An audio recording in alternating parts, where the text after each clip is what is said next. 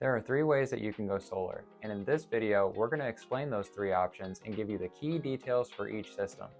And by the end of this video, you'll be able to make an educated decision on which solar project would be best for you. Let's get started. A grid tie system is the most common. Being grid tied is when you get solar panels and you stay connected with your utility.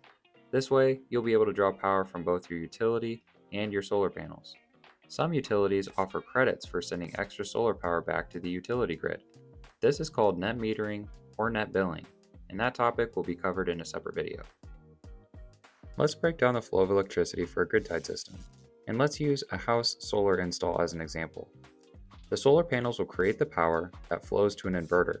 The power then flows from the inverter to the house's main service panel, or MSP for short. Once the power reaches the house's main service panel, that power will be used for doing laundry, watching TV, charging electronics, and more. And lastly, any power that is not used right away will flow back to the meter and to your utility company for credits on your account. At nighttime, the utilities will supply the house's power just as usual. At this point, you might be wondering, what happens to my system when the power goes out? That's a great question. If you have a grid tie system and your power goes out, your system will also be shut off.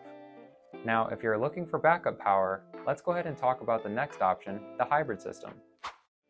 A hybrid system is similar to the grid tie system in the way that it is still connected to the grid.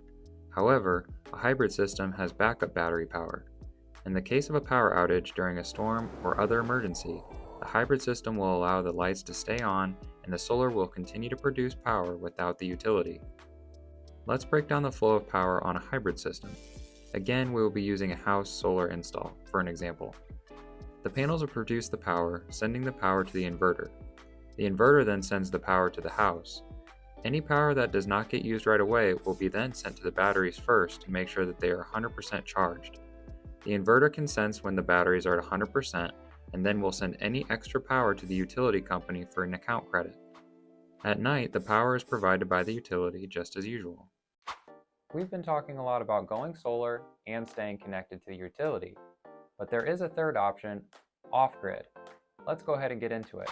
An off-grid system operates separately from the utility, not allowing power to flow back for any account credits.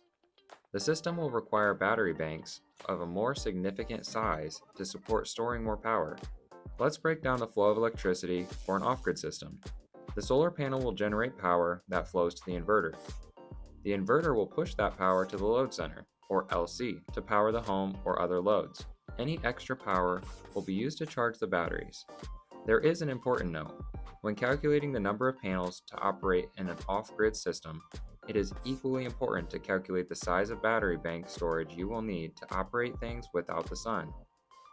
The use of a generator is highly recommended for any off-grid situation, because not every day the sun will be shining at its fullest. Now that we've covered the three different types of solar, which option works best for you? Leave us a comment down below, and if you do have any questions, you can also leave a comment. We'll answer them as soon as we can. If you'd like to learn more about going solar, click on one of these other videos. We'll see you next time.